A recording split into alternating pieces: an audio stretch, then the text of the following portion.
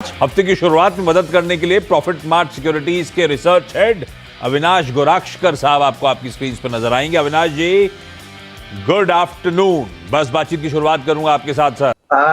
देखिए, मुझे लग रहा है कि मैडम, विप्रो एक अच्छी कंपनी है, लेकिन अभी फिलहाल जिस प्रकार से अभी चैलेंजेस आईटी सेक्टर में चल रहे हैं, कम से कम 2-3 क्वार्टर्स के लिए तो आप मान के चलिए कि कोई बड़ी बढ़ोतरी विप्रो में आने की संभावना नहीं है। आपने लकीली 402 में लिया, अभी 412 है, तो मेरा तो कहना है कि आप इस शेयर से स्विच करके अगर कोई दूसरी आईटी कंपनी में निवेश करोगे तो वहां पे आपको शायद थोड़ा सा और मुनाफा होगा। देखिए, आईटी सेक्टर में चैलेंजेस रहेंगे, लेकिन एक दो ऐसी कंपनियां हैं, छोटी कंपनियां जैसे कि केपीआईटी टेक है, वहां पे अगर थोड़ा पैसा आप लगाती हो तो अगले 6-12 महीने में आपको आपके कैपिटल पे एक अच्छा रिस्क रिवॉर्ड मिलेगा। विप्रो के बारे में मैं यही कहूंगा कि 445 में इन्होंने बायबैक जरूर किया, लेकिन जो नंबर्स अभी जून और सितंबर और दिसंबर क्वार्टर के आएंगे, वहां पे कोई बड़ी ग्रोथ की उम्मीद मत करिए, क्योंकि ये ज्यादातर 5G और टेलीकॉम स्पेस में काम करते हैं और आईटी कंपनीज में सबसे पुअर परफॉर्मर है। तो मैं समझता हूँ कि केपीआईटी में पैसा लगाइए, यही पैसा थोड़ा सा निकाल के, क्योंकि आप पॉजिटिव है तो यहाँ से बेच के अगर केपीआईटी की छोटी क्वांटिटी भी आप लेते हो तो अच्छा खासा मुनाफा आपको साल भर में मिलना चाहिए। आई थिंक मैं समझता हूँ, देखिए इन्होंने 2 साल यहाँ पे पेशेंटली वेट किया है और कंपनी काफी अच्छी है, ईस्टर्न इंडिया में काम करती है।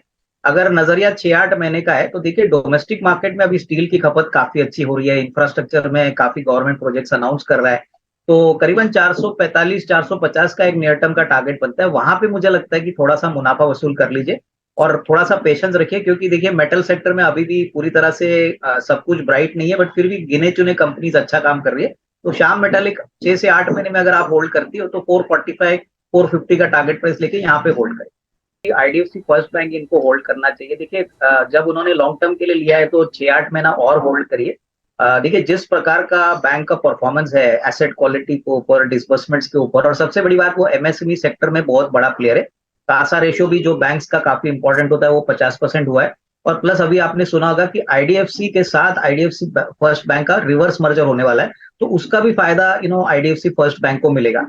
तो मेरे ख्याल से 100 रुपए का टारगेट प्राइस लेके 6 से 8 महीने के लिए यहाँ पे होल्ड करे। बहुत ही अच्छा बैंक है और अच्छी खासी कमाई आपको देगा, प्रोवाइडेड आप कम से कम 6 to 12 मंथ यहाँ पे होल्ड करें। कि देखिए, बंधन बैंक एक अंडर परफॉर्मर है और लकीली इनका जो बाइंग प्राइस है वो 237 है, बाउंड 227 है। तो मेरे ख्याल से देखिए, यहाँ पे भी मैं सोचता हूँ कि आप फेडरल बैंक, दूसरी बैंक जो है वहां पे पैसा लगाइए, क्योंकि देखिए बंधन बैंक प्लेयर तो माइक्रो फाइनेंस में बड़ा है, लेकिन एसेट क्वालिटी को लेके, उनके परफॉर्मेंस को लेके मार्केट थोड़ा सा अनकंफर्टेबल है, नतीजे भी इतने अच्छे नहीं आए।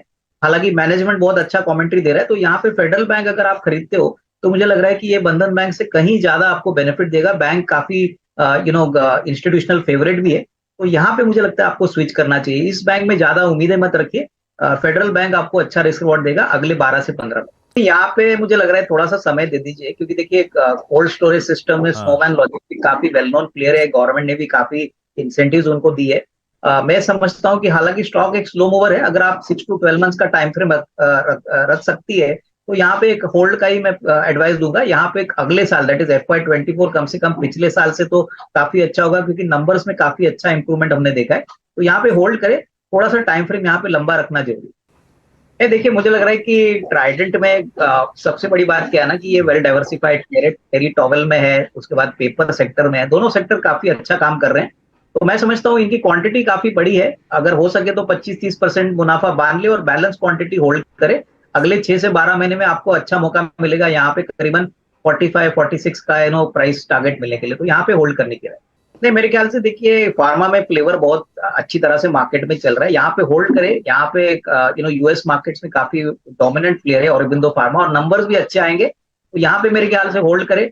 यहाँ पे अगर आपका 6 से 12 महीने का टाइम फ्रेम का विचार है तो करीबन 900-925 का टारगेट प्राइस मिलेगा, तभी मेरे ख्याल से आप मुनाफा वसूल करें।